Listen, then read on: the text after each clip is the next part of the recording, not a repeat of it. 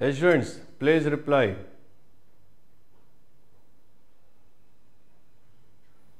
You want me to allow the voice system or fed up with writing on the like using the keypad? Fine. Yes. So first point, please write down points. Please write the write the points. Please write the first point. The conditions to have good dissolutions. Dissolution means the capacity to get dissolved. So please write down the conditions to have good dissolution. Dissolution. DISSOLUTION. To have good dissolution. First point, please write it down. First point, more the surface area, better the dissolution. More the surface area, better the dissolution. How you are going to support this? Yes, Atif, your statement is correct, but yes, how this statement can be justified? First, more the surface area, better the dissolution. Please write, justify it. How?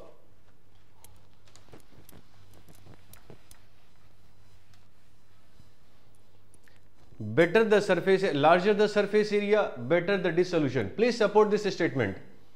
Please write the supporting statement for it. Larger the surface area or more the surface area, better the dissolution. Please support the statement. Please support this statement.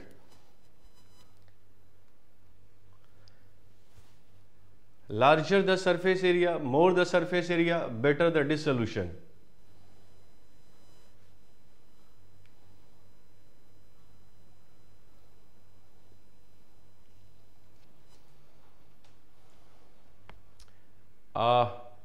Students, please try at least. More the surface area, better the dissolution.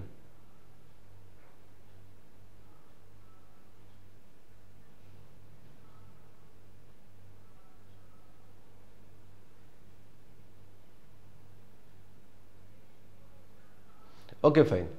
I think you are not getting the words. Right, say yes or no. Students, if larger the interaction of solvent with the solute, larger the solvation can happen. Solvation means like hydration. The solvation is the generalized term. I said earlier the hydration is interaction of water with ions. Then what do you mean by the solvation? Solvation means the interaction of solvent with the solute. So solvation is the generalized word, and if I say hydration, then that means the solvent is water. So if the solvent is water, we use the term hydration. But if the solvent is anything, the generalized word for the solvent, the generalized word for the interaction of solvent with the solute is solvation. But if it's water as a solvent and it's interacting with the solute, we use the term hydration. So students, larger the surface area, larger the interaction or the interaction of solvent with the solute. Yes or no? Larger the surface area of the solute, larger the interaction of solvent. Now please tell me, if surface area is increased, let's suppose I cut this cube in two halves. If I cut this cube in two halves, let's suppose this is the cube. If I cut this in two halves, now the new surface area also emerged. So unbalanced forces increased or decreased? Unbalanced forces means on the surface the number of molecules increased. So if number of molecules on the surface are increasing, then of course the more solvent can interact with the solute particles. So if I put the powdered sugar in water and if I put the crystals of sugar in water, which is going to get dissolved instantaneously, yeah, which is going to dissolve faster, the sugar powder or the sugar crystal? Vishnu, the sugar powder, if it's powdered, or the sugar crystal? The powdered sugar can get dissolved more easily, more faster as compared to the crystal. Vishnu, got the clear, means got it? Yeah, fine. So larger the surface area, higher the dissolution. Means if the surface area is higher, then more easily the solute can come in contact with the solvent. The more easily the solute can come in contact with the solvent, or larger solute particles can come in contact with the solvent. So the supporting statement will be, the larger the surface area, more the solvent can interact with the solute. So if the interaction between solute and solvent are increasing, then of course the dissolution will also increase. Next point. Can I say dissolution also depends in the nature of the solvent? Yeah, the dissolution depends on the nature of the solvent. Yes, if I have to dissolve NaCl, can I dissolve NaCl in benzene or the non-polar solvent, or it's more easy to dissolve NaCl in water? It's easy to dissolve in polar substance, like polar solvents, like water. So next point will be the nature of the solvent. Please write the another point. Next point, that depends on the nature of the, next is nature of the solvent. That means we can use the term that provers usually use, like dissolves like. Like dissolves like. Means if the solvent is polar, the polar molecules can be easily dissolved.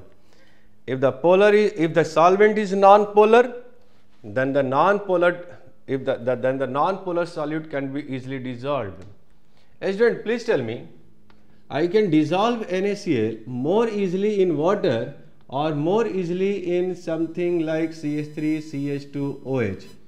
If this is the solvent, if this is alcohol, this is termed as alcohol, OH is there, then this is alcohol.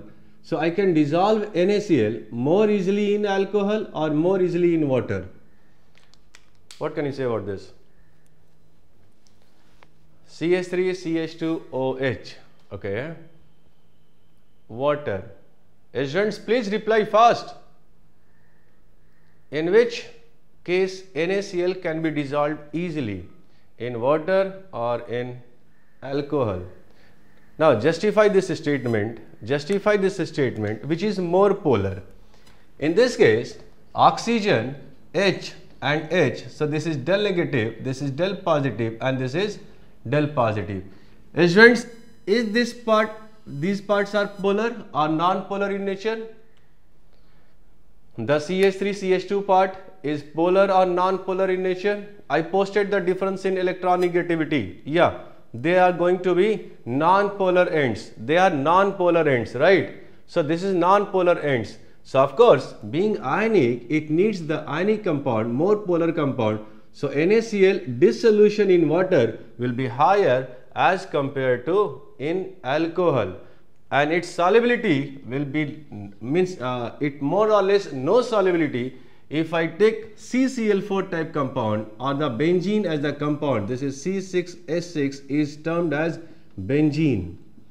So if I take pure the compound of carbon and hydrogen, so the dissolution of NaCl will be non-traceable. I cannot say it's approximately no dissolution of NaCl in benzene. So supporting statement is nature of solvent. So that supporting statement is like dissolves like.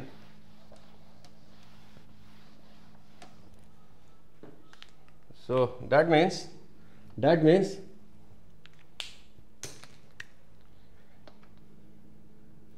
ionic compounds ionic compounds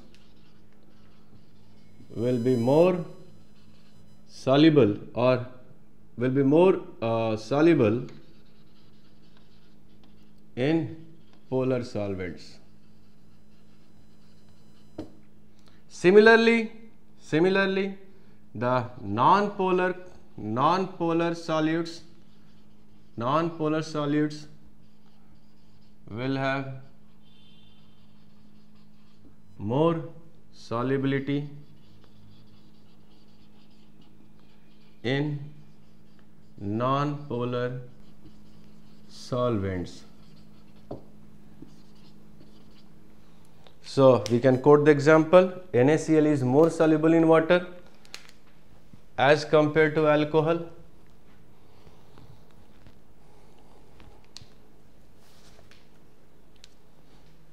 Now another point. Can I say the nature of solute also? That will be the similar point, but of course that will be a point. The third part will be the nature of solute.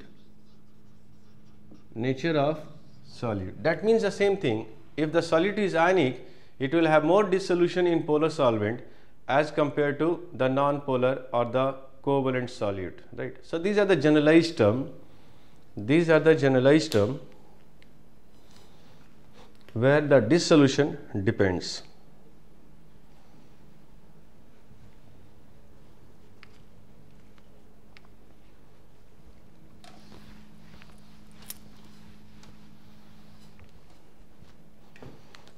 Now please reply. Water and alcohol are like this.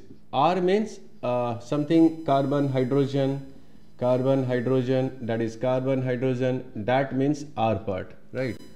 And water can be mixed, but water and benzene cannot be mixed. Can't be mixed. Yes, please quote the reason for it. Water and alcohol can be mixed, but water and benzene can't be mixed. Yes, please quote the reason for it. First, this chapter is theoretical or something. C6H is non-polar, H2 is polar. So alcohol is non-polar versus polar. So benzene is non-polar. This H2O and alcohol, what type of interaction is going to be there between water and alcohol? How they are going to get mixed? What forces can generate between them? What forces can generate between them? Water and alcohol, if they are getting dissolved, it means if they are going to be mixed, that means there must be interaction between water and alcohol. So how they are going to have the interaction between them? Dipole. Okay. Atif, can I say because of hydrogen bonds also? That's a kind of dipole. But can I use the specific term hydrogen bond? Yeah. There will be hydrogen bonds between water and alcohol. So if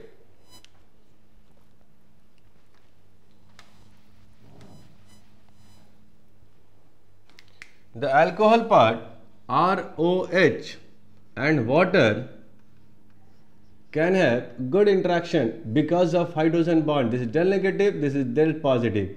This part is non-polar. This part is non-polar and this part is polar in case of alcohol, and this is also the polar part.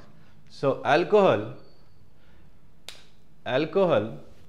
and water can get mixed because of polarity. Of course, polarity we can say, but to be more specific, they can make hydrogen bonds. Adjoint, which is going to be more volatile, alcohol or water? Which is going to be more volatile? So we'll finish the question session through the question session. Which is more volatile, alcohol or water? Which is more volatile? Which can easily escape in the vapor form? Why? The reason why alcohol is more volatile? Why it can get vaporized more easily as compared to water? Yes, fast. why alcohol can get vaporized easily as compared to water?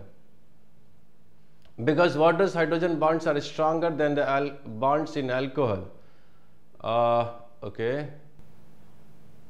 Atif,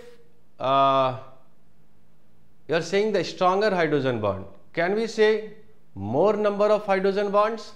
The water can form more number of hydrogen bonds as compared to alcohol? Yes. Yes. Yes. Yeah. I means prompted this because you meant the same thing, but you wrote the this one, the stronger, that you mean to say more number of hydrogen bonds. Why more number of hydrogen bonds? Because they have two hydrogen. Water has two hydrogen ends, so both ends can interact with the water, but alcohol, the one end is not going to have the hydrogen bond. So of course the alcohol will have the less number of hydrogen bond. One end is non-polar. So alcohol interaction is less as compared to water interaction. And if the interaction is higher, then the tendency to be in liquid form will be higher, and they will have the less tendency to escape as a vapor at the given temperature. Fine. So now, in case of non-polar solute and non-polar solvent, how they are going to be mixed? In what forms they have the interactive forces? The non-polar solute and non-polar solvent, in what form they can have the attractive forces? Covalent means please, I specified the certain forces while teaching the bonding part, right? That's a van der Waals force of attraction. Then dipole interaction, dipole interaction, induced and London dispersion force. That was the van der Waals force of attraction because of mass. Covalent bond, Atif, covalent bond will be existing within the compound. But if I take two such compounds, so how they are going to interact between them, means how they are going to attract each other. Let's suppose I am dissolving benzene and CCl4. CCl4 is non-polar compound and benzene is also covalent compound. Non-polar compounds. I can mix the grease in petrol. The petrol can wipe up the grease because it get dissolved. The grease is also covalent and the petrol is also covalent. So if two covalents are there, compounds are there, let's suppose CH3, CH2, CH2, CH2, CH2, CH2. Is the large carbon compound, and another also carbon compound is there. So how the both will get interacted or get mixed because of what force? The two non-polar. Can I go for the van der Waals force of attraction? Do you remember van der Waals force of attraction? That's a force due to mass, due to unbalanced force on the surface. Students, please, you have to respond yes or no, please. And I said earlier, you have to go through the revision part, the bonding part, especially the dipole, because in solution you have to go for the type of attractive force that can exist between two given molecule. So in covalent compounds, they can interact by either the van der Waals force of attraction, that is also termed as London dispersion force, or forces due to the mass. So I think today you are not in proper mood to reply. Now please tell me, if it is CH3, CH2, CH2, CH2, CH2 and CH3, and if it is CH3, CH3, CH3 and CH3, 1, 2, 3, 4, 5, 6. So 1, 2, 3, 4, 5. Let me make one more carbon. So both are having 6 carbon. Now please tell me the attractive force between such particle, let it be A and let it be B. So attractive force between such particles or such molecule will be higher, or the attractive force between such molecule will be higher. In which case the attractive force will be higher. means in this case A attractive force, in this case B and B attractive force. So the attractive force between such molecule or the attractive force between such molecule, which is going to be higher? Yes?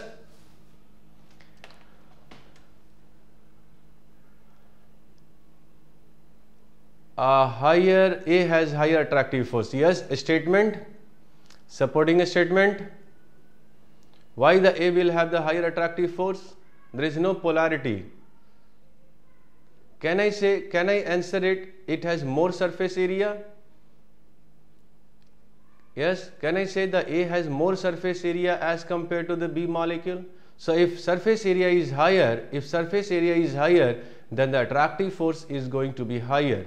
So in case of non-polar solute and solvent, they interact because of the van der Waals force of attraction. Fine. Next.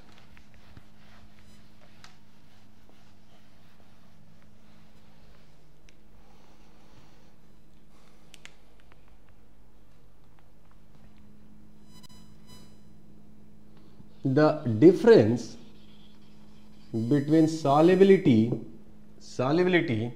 and the term we were using, dissolution.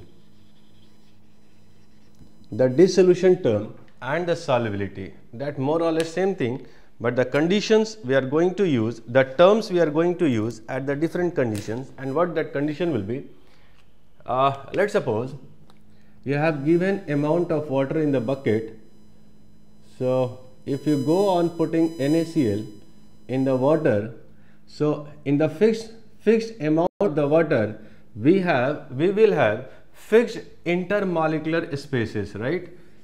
Fixed intermolecular spaces. So in between they have the voids, empty spaces, right? Voids means empty spaces. The place means if water is in the liquid form, due to this interactive forces, so they have the gaps in between, intermolecular spaces, right? And if water is there and charges are there, then Na positive will get hydrated by its oxygen end, right? Since the number of water molecules are fixed in this container, so there are fixed partial charges in this container. So they are going to attract the fixed amount of Na positive and the fixed amount of Cl negative. Students, can I say infinite amount of NaCl can be dissolved in this given amount of water? Can I dissolve infinite amount of NaCl in the given amount of water, or the amount of NaCl is going to be fixed? Certain amounts of the NaCl is going to be dissolved, not the infinite number of molecules of NaCl, right? What the supporting statement? Because the mass of water is fixed. So if the mass of water is fixed, we have the fixed partial charges, and the fixed partial charges are going to attract or hydrate the fixed amount of cation or anion. Or we can say, if it's not the polar solvent, I can say they have fixed intermolecular spaces in which the solute particles can get its place to remain in the liquid. If something is getting dissolved, then there must be the interaction between solute and solvent. And if it's a fixed amount of solvent, then it can attract the fixed amount of solute also. So we cannot go on dissolving any amount of solute in the given mass of the solvent. So the certain amount of the solute can be dissolved, not the infinite amounts, right? So what will happen if I keep on dissolving NaCl in the given water mass? So after some time, you'll see the NaCl will get accumulated at the bottom of the flask. The NaCl will get accumulated at the bottom of the flask. Now, when we reach the solubility end, the maximum dissolution of NaCl in the water, there will be an equilibrium will be established. That means, let's suppose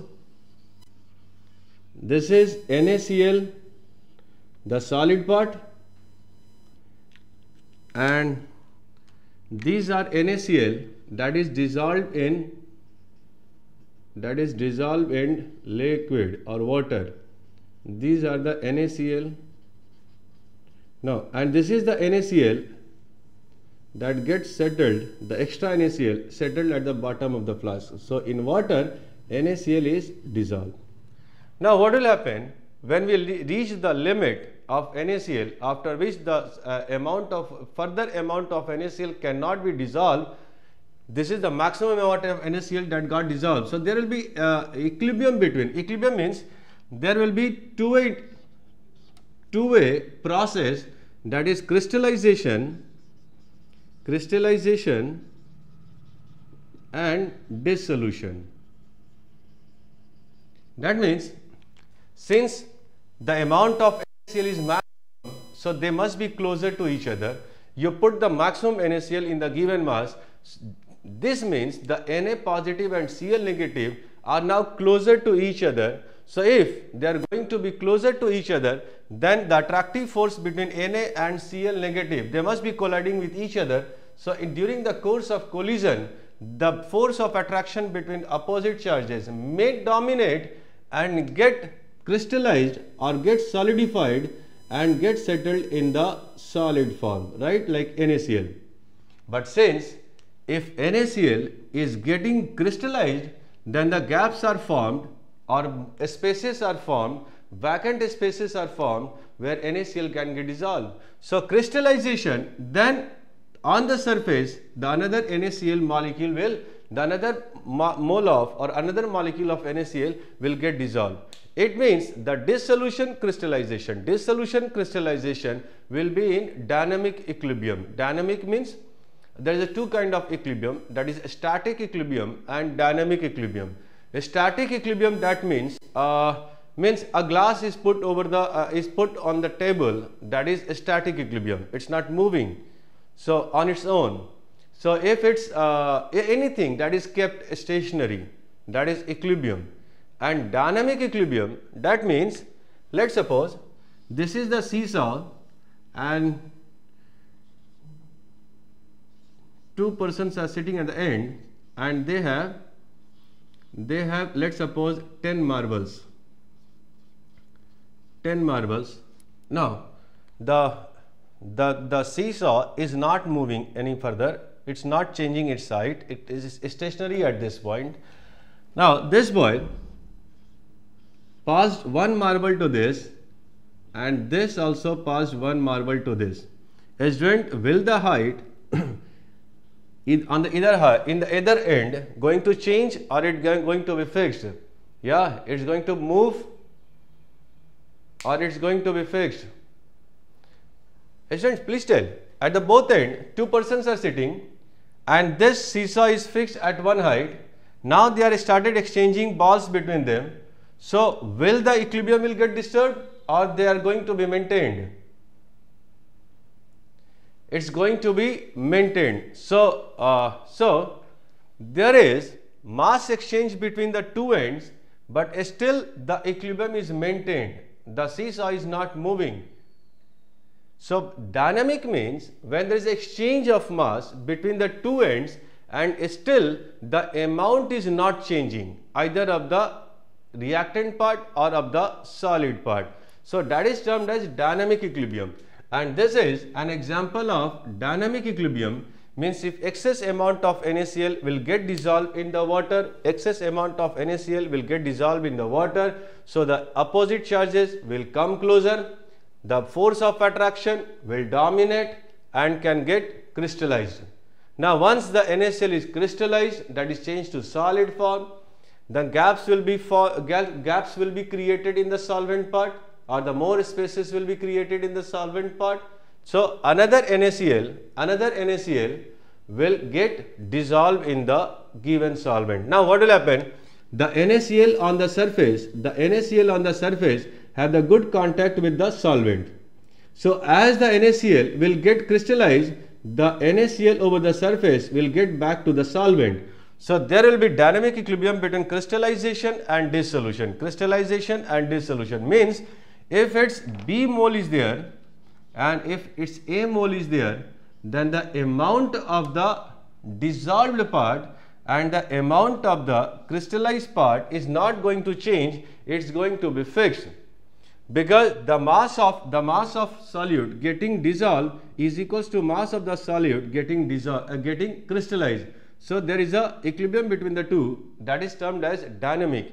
Means you will not see the change in the NaCl that is precipitated at the bottom of the flask and the amount of NaCl in the water. Both sides the amount is getting fixed, but still the dissolution and crystallization are going on. So that is termed as the dynamic equilibrium. So when equilibrium is there, then the term solubility comes. When maximum amount of the solute is dissolved, then we use the term solubility. Means the solubility is the maximum amount of solute that can be dissolved, in the given mass of the solvent. In general, we say dissolution. Means the solute getting dissolved in the solvent, that is dissolution. But we start writing for the amount as the solubility when the equilibrium starts. Means when no further dissolution is possible or the limit is reached, or when there is an equilibrium between dissolved part and the precipitated part, then we start using the term solubility. So solubility is the maximum amount of solute that can be dissolved in the given mass of the solvent at the given temperature. Students, please write the difference. Please write in chat box the difference in the term when we are going to use the term solubility. When we are going to use the term solubility. Yes, please, students. When we are going to use the term solubility. When there is an equilibrium. So when there is too much NaCl and they go to the bottom, it will become NaCl again. Yeah, the force of attraction will start dominating the Na positive and Cl negative. If it's too crowded, if the solvent is crowded with lots of NaCl, then they will be closer to each other, and the opposite, because of having opposite charges, the force of attraction will dominate and they will get crystallized. When there is too much NaCl and they go to the bottom, it will become NaCl. Yes, yes. Is it applicable for NaCl, or this can happen with any solute which is dissolved in the solvent? With any solute. So when we are going to use the term solubility, please define solubility in the chat box. Please write it down. Please write the term solubility in the chat box. What do you mean by the solubility? Solubility. Why responses are less? Bhumika, Krutank, Meenakshi. Should I use the the speaker? You want to speak? Don't want to write here? How easily a solute dissolve in a solvent? That means the good dissolution aate. I said what is solubility, and when the solubility word comes, solubility means solubility. Yeah, solubility. That term comes, as Vishnu said, when the equilibrium exists. So what is solubility? Please write down what is solubility. If you are not able to write it down, please write it down. Please write it down. What is solubility? Write the term. Solubility is the maximum amount of solute. Solubility is the maximum amount of solute that can be dissolved. Is the maximum amount of solute that can be dissolved in the given amount of the solvent,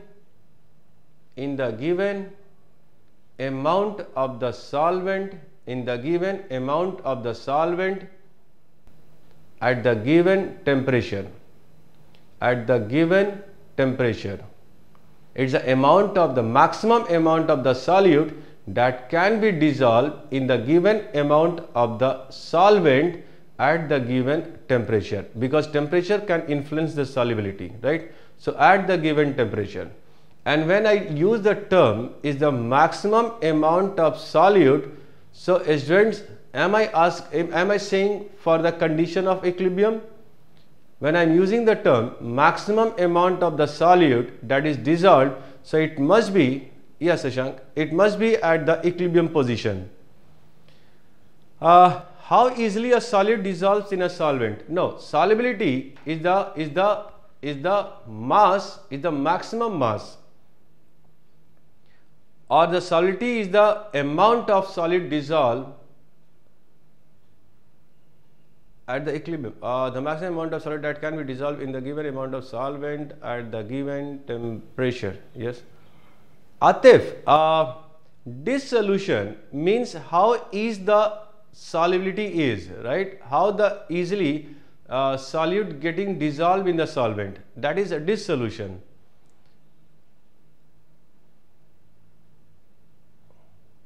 I wrote that before you explained. Oh, okay, fine. The tendency of the solute to get dissolved is dissolution, means making the thing soluble.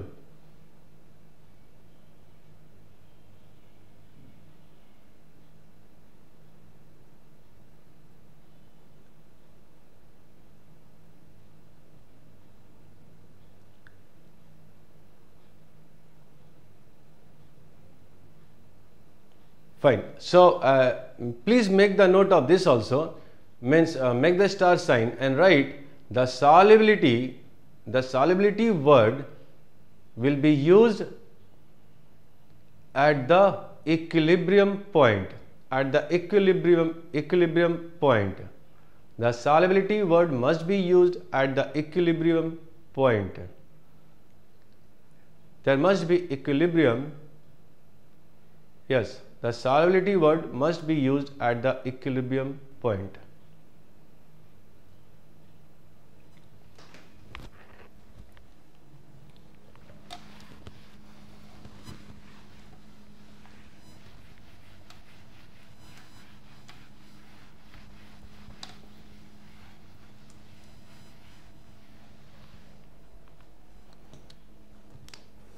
Now, the temperature part. Let's suppose this is solvent molecules. These are solvent molecules.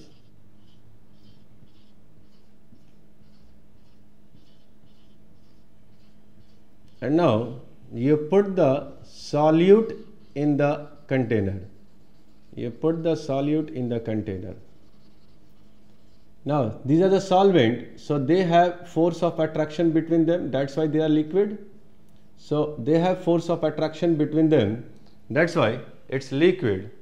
Now, when solid is put in solvent, water, then what will start happening? Solvation will start, means let's suppose this solid crystal will start breaking into smaller parts and they will get trapped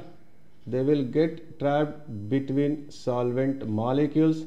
It means they got dissolved. Dissolved means now they have the interaction between solvent and solute. Now they are getting trapped in the solvent, right? So now there must be the force of attraction between the solvent and solute, right? There must be force of attraction between solvent and solute. Now what I want to say, when you put the solvent, put the solute in the solvent, so the new force emerges, that is a force of attraction between solute and solvent. That's why they are mixed, they are not getting separated. Now this mixing can be endothermic in nature, or exothermic. Endothermic means we have to supply energy to get it mixed. Exo means when the solid is being dipped in solvent, let's suppose water, then the heat is generating or heat is evolved, that is exothermic, exit. The heat is, or the heat energy is coming out, that is the exit. Endo means when we are supplying overall energy, that means endo. Now what will happen? Let's understand in the simple meaning. If A and B is there and if C and D is there, now if it's making A and C and B and D, right? So it's a new interaction, old interaction is broken and the new interaction generated. Now to break the old interaction, I have to apply energy, supply energy. Let's suppose I am supplying energy to, let it be X, and when the bond forms or attractive force is generated, then the energy get released. Let's suppose the Y. So in reaction or in any kind of attractive force getting ruptured or making new attractive force, so rupturing of attractive force, breaking of attractive force, we need energy supply. Now formation of attractive force or more attractive force, formation of bonds or some kind of attraction, means bond can be in any term. So formation of bond or attractive force, if the two are coming together, then the energy will get released. Now whether the complete process, in the complete process, energy is absorbed or energy is released, I'll take the sum of energy supplied and energy released. So overall energy involved, let's suppose if I supplied 20 kilojoule of energy and 5 kilojoule of energy is released, so I can say the overall energy in this case involved is 15 kilojoule. So student, it's going to be endothermic reaction, overall the energy is supplied, or it's going to be exothermic? It's going to be overall endothermic or exothermic? Endothermic. In any reaction, we are going to, it must have the two part. One, supply, another emit, means the exit of energy. It's going to have two part. All the reactions are going to have two parts. For your breaking the reactant, and when the product is forming, the energy is getting released. So whether the overall reaction is endothermic or exothermic, that depends, energy supplied is higher or energy released during the formation of bond is higher. It's similar to like this. Let's suppose you reach to a high height and then you step down few heights. Let's suppose this is the 20, at this energy it's the 20 kilojoule and this is 40 kilojoule. So overall, when you moving high at the higher point, you are receiving energy, gaining energy, and now when I stepping down, you are losing energy. So gaining energy and losing energy. So what is the overall energy involved? I can say it gained 20 kilojoule of energy extra.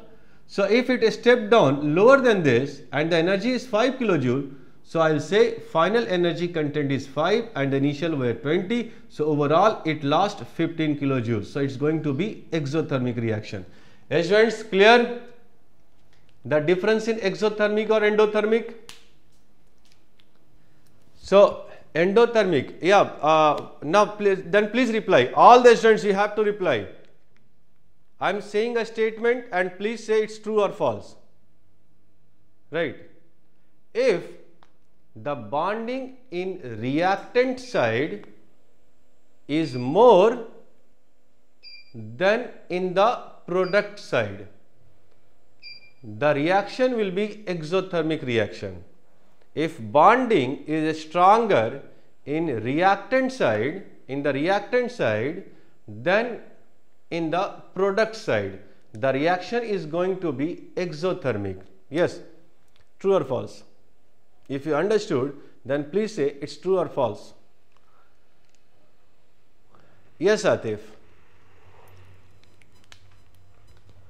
If bonding is stronger in reactant side than in product side, reaction is exothermic. Can I say it's true or false?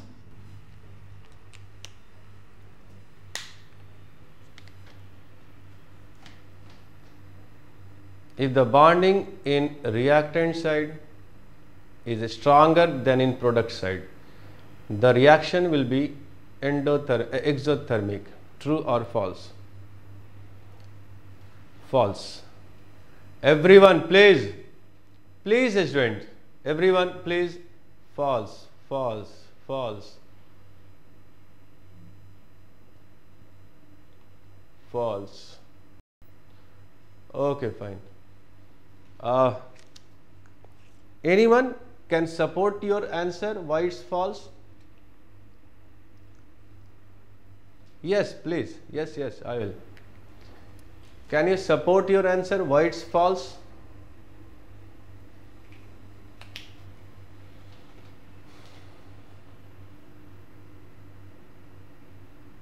Breaking bond requires energy, yeah, and the so it's breaking a bond is endothermic. Yes, one part of the reaction is breaking a bond, and another part of the reaction is making a bond.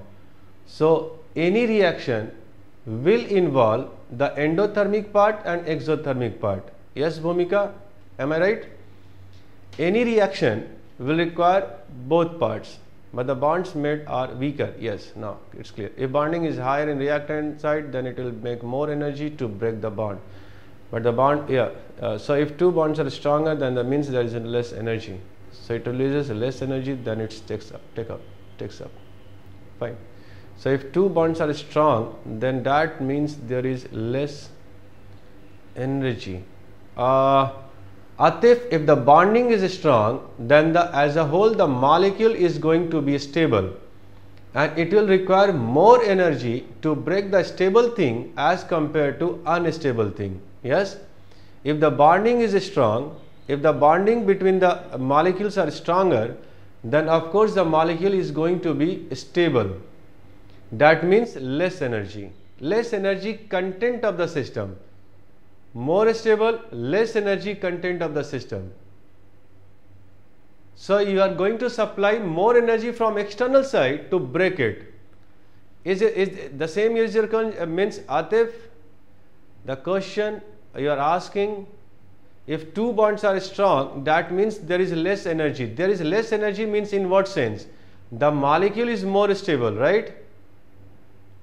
If the force of attraction is stronger,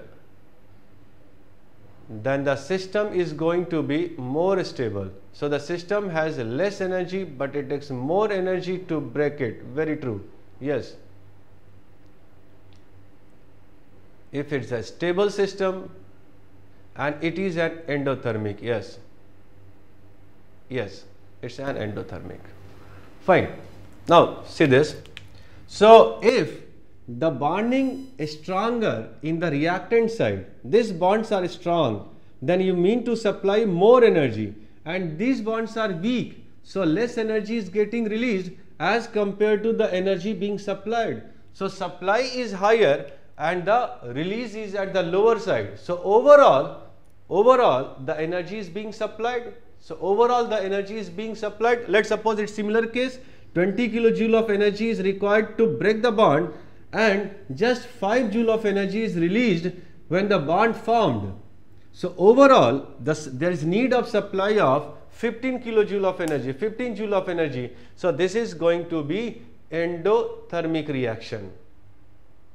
Correct? So this is going to be endothermic, not exothermic. Krutang, got the explanation? Yes, students wrote the correct thing. Yeah, it's going to be endothermic reaction. So students, can I say when you dissolve certain solid in the liquid, then the dissolution can be exothermic or can be endothermic? Now please give the statement when the dissolution is going to be exothermic. Under what condition you will say the dissolution is exothermic? If in terms of the bonding, in terms of attractive force, please explain in what sense, in what case the dissolution is going to be exothermic. Please give the explanation in terms of interaction. Please give the explanation in terms of interaction. If bonds made are stronger than they were before, if they are weak bonds in the solute, bonds made are stronger. If we, same thing, you both are saying the same thing, yeah. It's going to means yes, it's the same thing, both are same thing. Can I say also means if both are correct explanations, right? Can I say the attractive force between the solvent and the solvation, this the generalized term will be termed as the interaction between solvent and solute, or when solute get surrounded by the solvent particle, then that is termed as solvation in general. And if this solvent is water, then the solvation word changes to hydration. That is a particular case when the water is acting as a solvation. So solvation is nothing but the interaction or the force of attraction, or the solvating means the solute is getting surrounded by the solvent. That means solvation or solvating. The solute is being solvated by the solvent, right? And if the solvent is water, then that is termed as hydration. The solute is hydrated by the water, means it's got surrounded by the water molecule. So solvation in the generalized term. So in terms of when the solid is dissolved in the liquid, so let's suppose these forces are A force and these attractive forces are B force. Can I say the force of attraction, if it's endothermic, can I say A forces are stronger than B?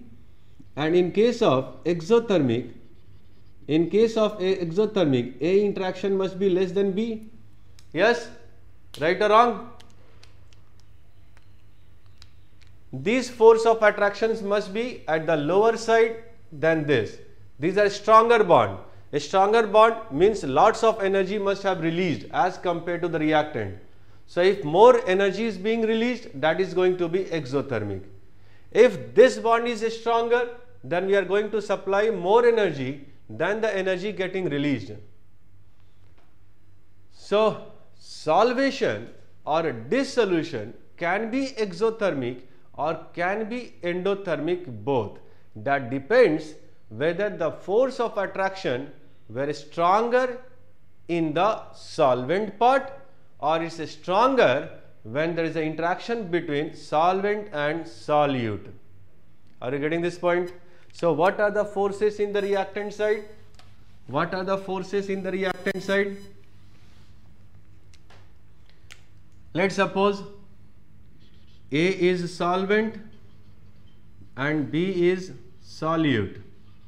So in the solvent side, A and A, they have the attractive force between solvent, and B, the solutes are, they have their attractive forces. That's why they are in the solid part. Now after this, the dissolution happened, so there is a force of attraction between A and B, right? So between A, the B came, so this reaction is going to be endothermic or it's going to be exothermic. New forces generated.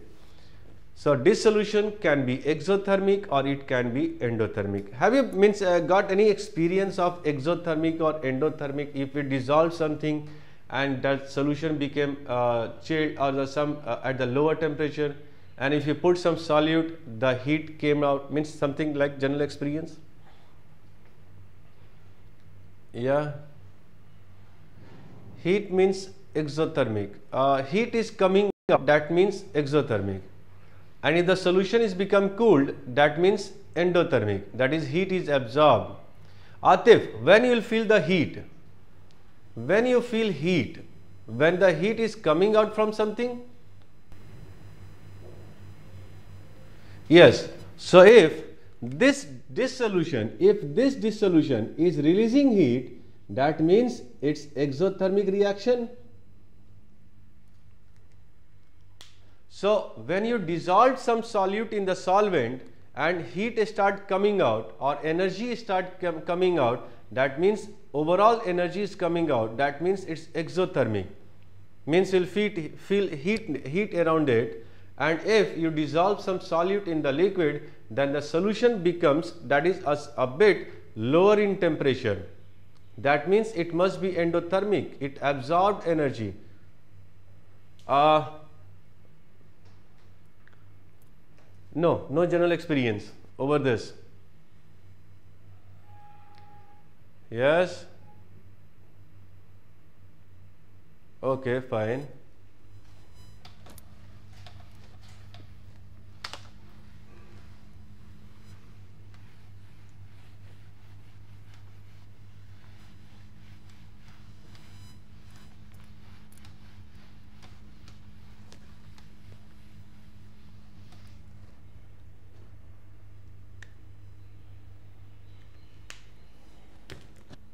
So I'll give the topic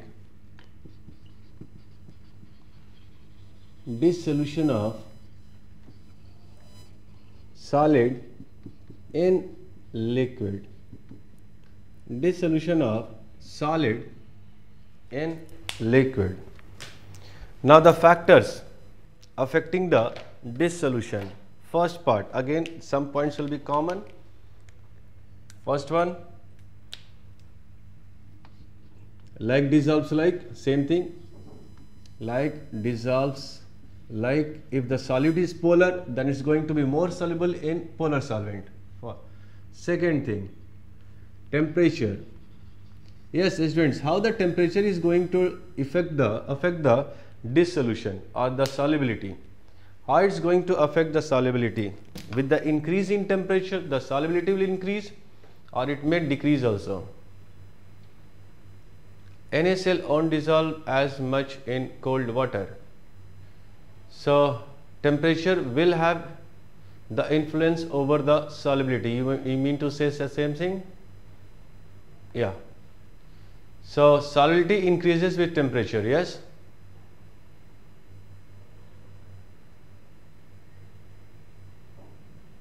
Can I quote this in the generalized manner, in the general way? With the increase in temperature, the solubility increases, or in some cases may increase or may decrease, or it's going to be the generalized statement. With the increase in temperature, the solubility increases. Generalized statement. Okay. Fine.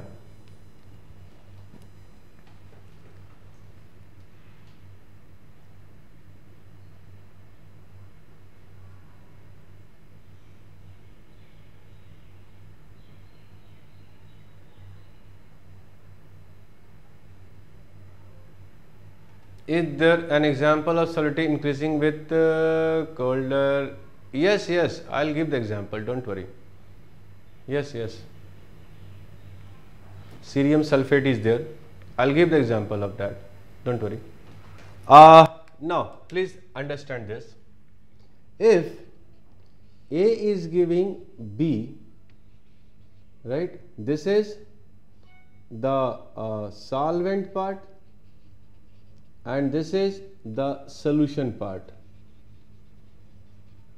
solvent plus solute, and this is the solute got dissolved. This A system is the solute and solvent, and now B, when the both got dissolved in each other, when they got mixed, and if it's exothermic reaction, means the delta H is going to be negative. It will be termed as enthalpy of dissolution. So before writing anything, please define the term enthalpy of dissolution. Enthalpy of dissolution. Enthalpy means energy. Please write the definition for enthalpy of dissolution. Enthalpy means energy. Write down. Enthalpy of dissolution is net energy involved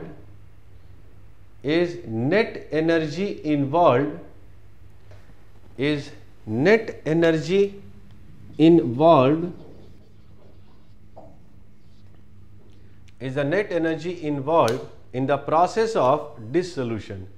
In the process of dissolution at the given temperature. in the process of dissolution at the given temperature.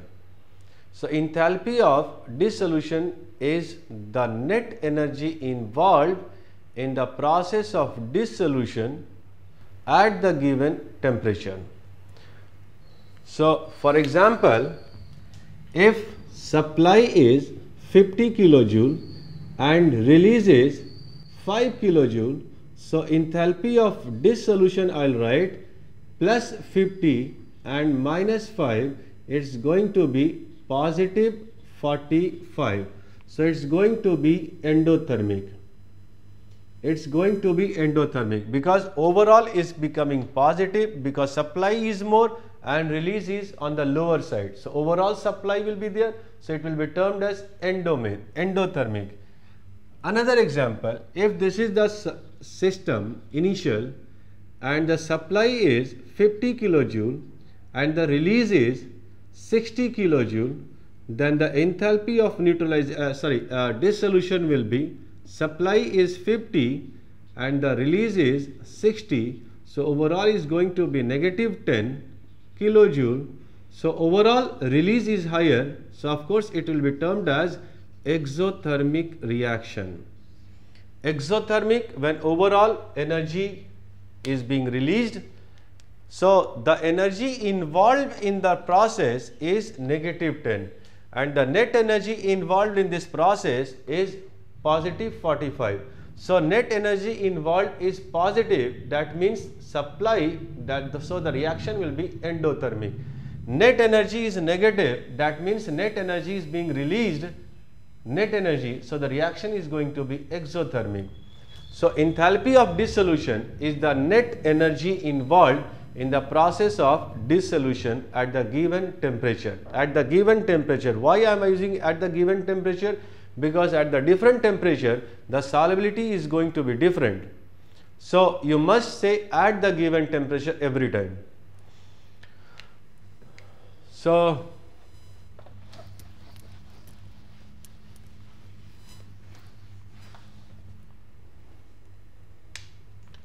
if reaction dissolution process is A to B, I am writing dissolution, this is the solute plus solvent and this is when they form the solution, when they got mixed. A and B, I mean to say the A is the initial part, that is a reactant, and the reactant means the solute and solvent separately, and the B when they got mixed. Or if the delta H is going to be negative, we say enthalpy, take the enthalpy as the net energy involved, right? Why we are using enthalpy in thermodynamics, I will discuss in reaction energy terms is there.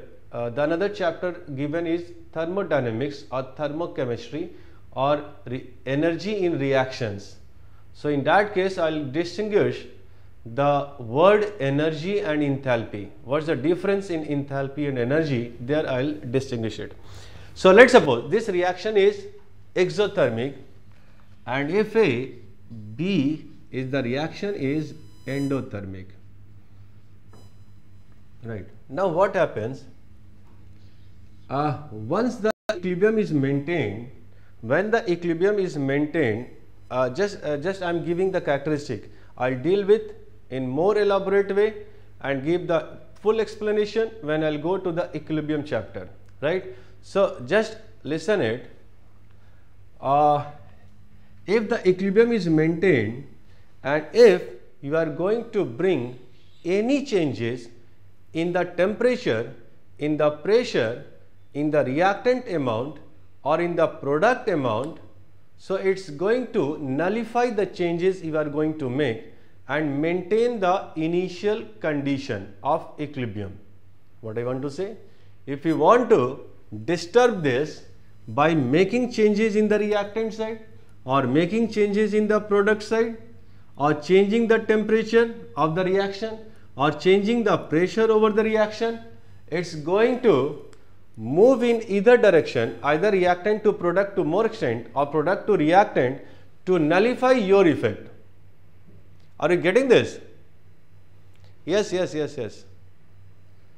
Are you getting my statement? Clear? Yes, fine. So let's see if I increase the temperature, if I increase the temperature means I am supplying energy to this. Now if I supply the energy to this, now the temperature will increase. Now what they will start doing it? It will bear the temperature. If I increase the temperature, if I supply the energy to this, so they are going to, if it's because it's the thermodynamics is involved in this case, so I'm not able to give the complete explanation, but I have to give, you have to understand this, or this chapter will remain partial because of this part, and this is given in your book in between, before thermodynamics. That's a means. Okay, fine. Let's understand like this. If it's exothermic, means net energy is getting released.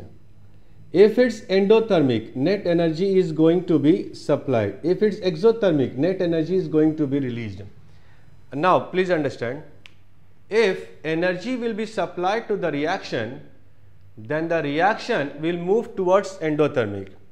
If the energy is supplied to the reaction, then the reaction always move towards the endothermic, because you are supplying energy, you are trying to increase the temperature, then the equilibrium will move in such direction to nullify it. So if I am supplying energy, then the reaction will move towards endothermic. Are you getting this point? If I am extracting energy, means if I am lowering the temperature, then the equilibrium will try to maintain the temperature, means it's going to move in endothermic. Please, I am writing a statement. If temperature is increased, if temperature is increased, the equilibrium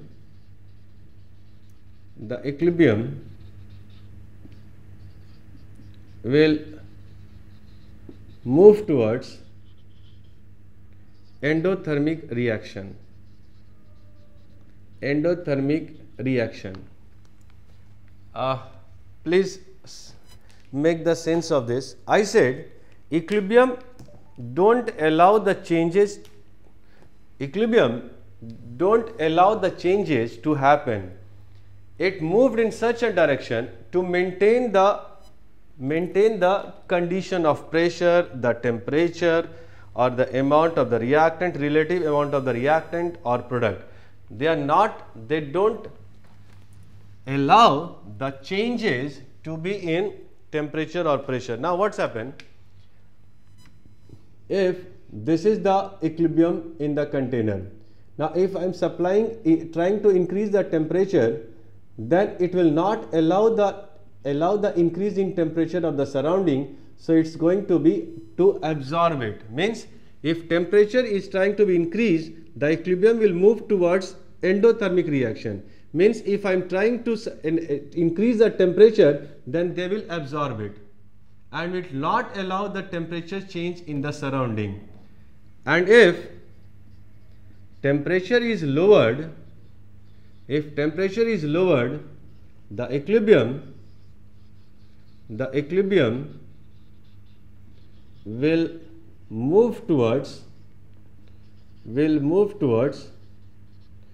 exothermic reaction. Exothermic reaction means if temperature is lowered, you are trying to lower the temperature, then the equilibrium will exit, or equilibrium will emit or exit energy to increase it. I am confused as to what equilibrium is. Bhumika, we use the term solubility at the equilibrium point. Equilibrium point means when no further solute can be dissolved in the given amount of the solvent. So an equilibrium is being established, that is the dissolved part, between the dissolved part of the solute and the solute, that is means that came out of the solvent, that is a precipitated part. Bhumika, equilibrium means when no further changes can happen. In terms of dissolution, what is equilibrium? Can I say the solubility was the term given at equilibrium condition when no further dissolution is possible? when the crystallization and dissolution that became that became constant, no further dissolution was possible. Is it clear or got more confused? This is just because you are reading this. This is just because you are reading this before equilibrium. Before thermodynamics. Right. So I have to teach because it's given before the thermodynamics. I don't know why they gave before thermodynamics, because these things are very good get cleared in thermodynamics. But anyway, I have to do it. Equilibrium means let's suppose in case of solution, the equilibrium means, that is, let's suppose this is crystallization. This part is crystallization. This part is crystallization and this part is dissolution. So there is an equilibrium between dissolution and crystallization, right? When solute is I'm still kind of, yes, what type, in which term, Krutang? I understand there will be some confusion. What? There will be confusion in this part. We are reading something without explanation. So of course we'll get confused.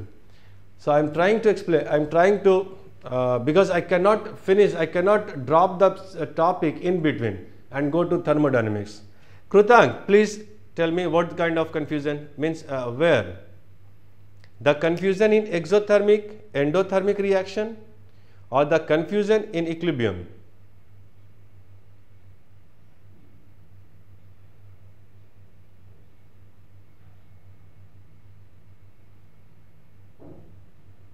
Confused in equilibrium. Okay. Other students, can you write what is the equilibrium? Isn't equilibrium when the solute can't dissolve in the solvent? When no further dissolution is possible, Atif. Yes, when no further dissolution is possible. When no further dissolution is possible. Krutang, now please tell me. Now let's take this. This is the amount of the water. Let's suppose I'm taking the solvent as the water. This is the amount of the solvent, and you start putting NaCl in the solvent. What will happen after certain extent? Krutang, you can dissolve the infinite amount of NaCl, or it's going to have some limit for dissolution. Finite. It's going to have limit for dissolution, right? So when maximum amount of NaCl is dissolved in the given amount, then of course the Na positive and Cl negative will be very closer to them, right? Because lots of solute, the maximum capacity, the solvent is reached to the maximum capacity of retaining solute in the solvent, right? So if further NaCl is added, then they are not going to get dissolved, but they are going to get deposited at the bottom of the flask, right? Now think like this. If this is the solid part which is at the bottom and this is the solvent part. So this is the open surface where the solvent is interacting with the solute. And if I go for the solvent, there are lots of cations and anions packed in the given amount of the solvent. So can I say they may be very near to each other, so that the force of attraction dominates and they will get crystallized, means solidified. But when some NaCl will get crystallized, then some NaCl will go back in the solution. Yes, Krutang? Can I say this? Yeah. Now, no further changes in the amount of solute in the solvent will happen, neither here nor here. Why? Because the amount of NaCl getting crystallized will be same as the NaCl going back in the solvent. So there is going to be equilibrium between the dissolved part and the undissolved part, and that is the equilibrium when no further changes are going on. That is the equilibrium when no further changes will be observed. Once the equilibrium is achieved, means once the maximum amount of NaCl is dissolved in the given solvent and no further solute can be dissolved, so there will be equilibrium between the crystallization and dissolution. So there is no further change in the amount of the solute, but is the reaction going on or the reaction is stopped? Is the dissolution is stopped or dissolution is Krutan? Dissolution and crystallization is stopped or it's going on, but no further changes are being observed. No further, should I add no further changes? It's going on but no further changes. So this is the equilibrium. This is the equilibrium point when the reactions are going on but we are not observing any overall change. So that is termed as the equilibrium condition. I think you are more clear in the equilibrium condition. Yes? Fine. And this equilibrium is going to be exothermic or endothermic, depending whether initial bonds are stronger or the final bonds are stronger, right? Now, the another very important characteristic of the equilibrium I am saying, just directly I am saying, because I have not taught you the thermodynamics, and it's my limitation, right? So, the very important part of the equilibrium, characteristic of the equilibrium is it try to maintain its equilibrium position. If we try to change it, if we try to influence it, if we try to affect it by changing the surrounding temperature, by changing the surrounding pressure, then accordingly the equilibrium will bring changes in itself to nullify your changes, right? So if I am increasing the pressure over the equilibrium, then the reaction will try to decrease the pressure. If I increase the temperature, then equilibrium will try to decrease the temperature. If I decrease the temperature, then the equilibrium will try to increase the temperature. So whatever I do, the equilibrium will try to nullify, because the equilibrium will try to maintain its equilibrium, means it will not allow the changes to happen. Once the equilibrium is achieved, it try to maintain it. So during the process of maintaining anything I am going to change, the equilibrium is going to make changes in the opposite manner to nullify my changes. Yes, students, am I clear or still got confused? What is the important characteristic of the equilibrium? Because I am not explaining with the mathematical manipulation, I am just giving the statement. What the important characteristic of the equilibrium? That is a major characteristic of the equilibrium. Major characteristic of the equilibrium, they try to maintain equilibrium. Yes. So please tell, students, please respond fast. Time is getting over. Please respond fast. If I increase the temperature, the equilibrium will try to further increase or lower the temperature? Decrease the temperature, lower the temperature. Right, right. So whatever you do, the equilibrium will move in opposite side. So I don't want to leave this topic in between. Let's suppose A and B, the overall reaction is, let's suppose, exothermic. Student, can I say if A to B is exothermic, then B to A must be endothermic? Let's suppose like this. You are here at this point initially 20 kilojoule. You gained, let's suppose you gained 80 kilojoule of energy. So at this point you are having 100 kilojoule of energy. You gained 80 kilojoule of energy. Now you lost, let's suppose you lost 110, sorry, you lost 110 kilojoule of energy. So finally we are at negative 10 kilojoule. It was lost 110, so energy at this point was 100. So if it lost 110, so remained with negative 10 and the initial was 20. Can I say if A to B is endothermic, then B to A must be exothermic.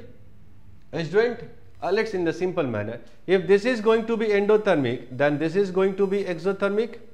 If forward reaction is endothermic, then backward is going to be exothermic. Can I say this? Yeah, fine.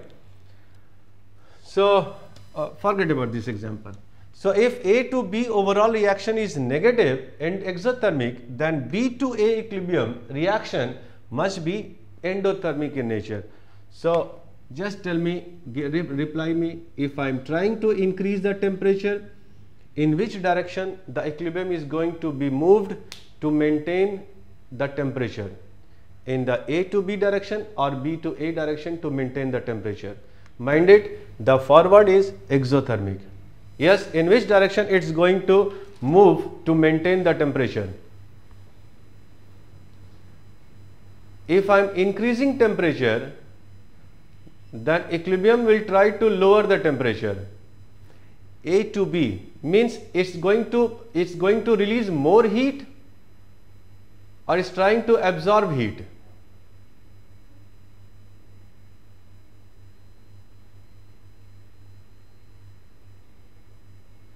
I am increasing the temperature. Atif, just think like this. I am trying to increase the temperature. Then the equilibrium will let the increase in temperature, or it will try to lower the temperature by consuming heat. Lower the temperature by consuming the extra heat, right?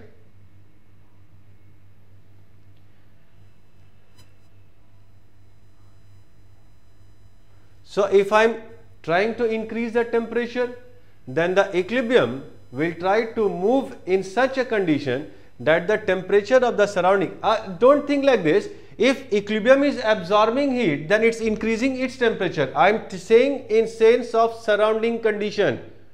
I am making the sense of surrounding condition.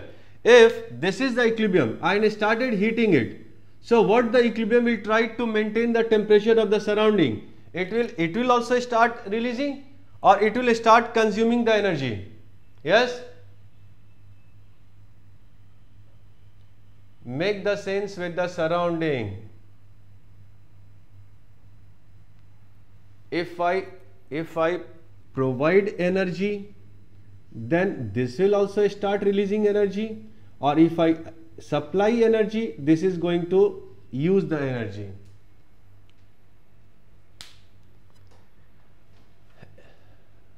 Consume the energy. Atif?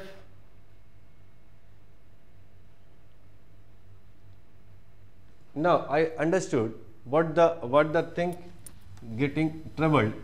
If time is, now think like this. I'll put the code example for it. Let's suppose this A to B is equilibrium and the forward is negative. Let the surrounding temperature be 20 degrees Celsius, right? Atif, the important condition of equilibrium, it don't allow the changes in its surrounding. It don't allow the changes in the surrounding. Let's suppose I'm started heating and trying to raise the temperature. So the energy being supplied to this surrounding,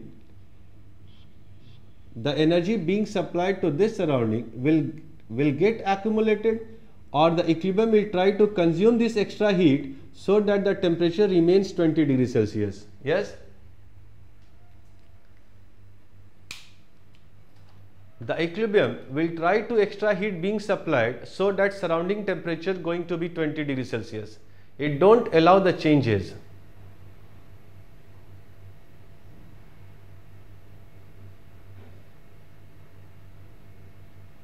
Yes, because you must be thinking with respect to reactant, and I'm saying think with respect to surrounding. That was the confusing part. I may be understanding it.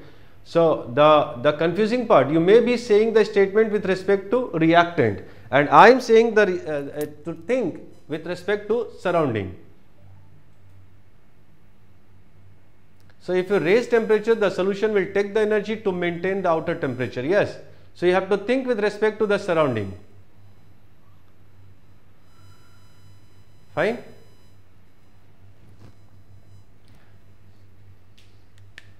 So conclusive part. If temperature is raised, then equilibrium is going to move in which direction? The endothermic direction or exothermic direction? Exo means the equilibrium will start releasing more heat. Endo means it will start consuming energy. Oh, fine, good. Other students, please verify this.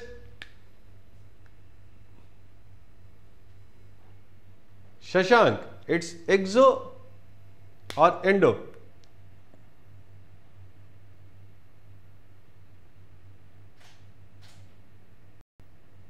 So I think its time is getting, means I'm running out of time.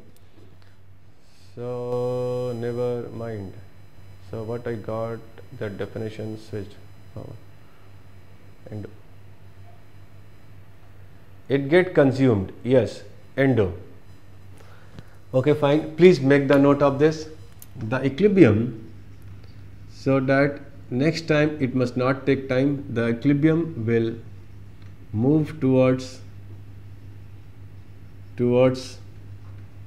endothermic reaction.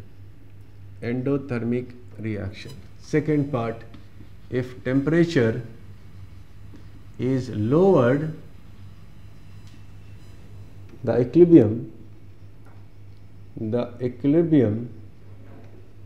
will move towards exothermic reaction. Exothermic reaction. I hope it's clear now.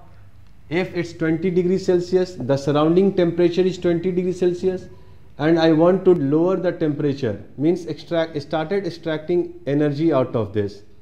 So what they will do, it will try to release energy, release more thermal energy, and maintain the temperature 20 degrees Celsius.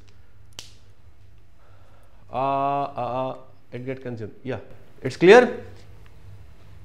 If I am trying to lower the temperature by extracting heat, the equilibrium will try to maintain that surrounding temperature 20. So it will start emitting, it will start releasing more energy. Fine. So I just finish this statement. Let's suppose student A to B, this dissolution is exothermic. This dissolution is exothermic. A to B, that is solution. A to B is solution. This part is solution. And this part is solvent plus solute.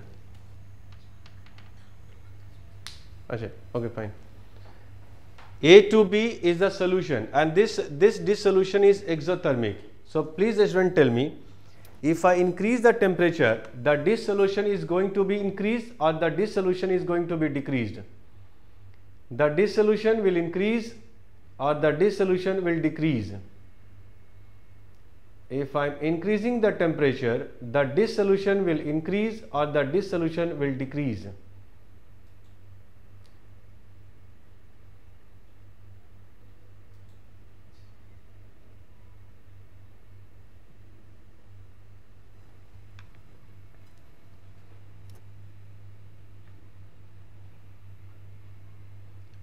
Increase. Yes, other students?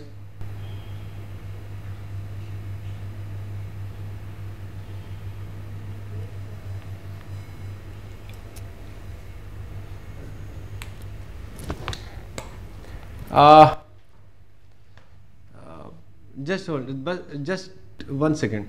If I increase the temperature, then it's going to decrease the temperature.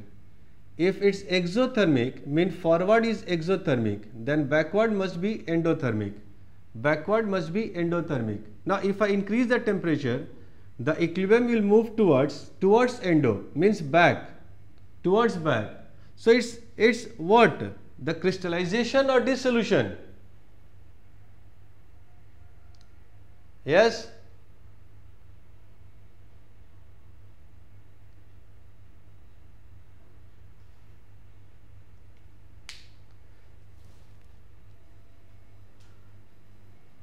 I told you, if increase the temperature, the equilibrium will move towards endothermic. forward is exothermic, means dissolution is exothermic, then crystallization is endothermic. I am increasing the temperature. So the dissolution is going to be increased or decreased, please. Yeah, it must be little bit confusing because you have not read the thermodynamics. Yes, final, correct?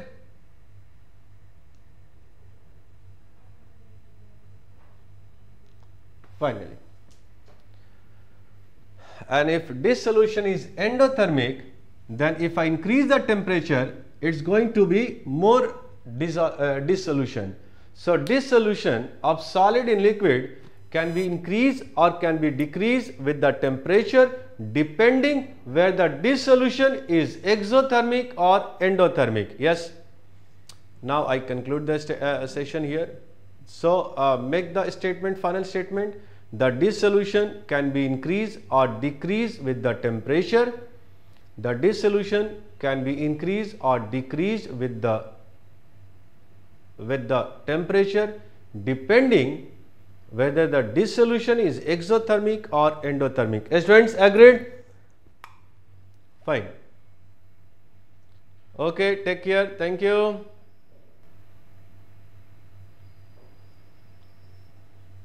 Yes, fine. Thank you. Take care. Thank you. Thank you. Bye.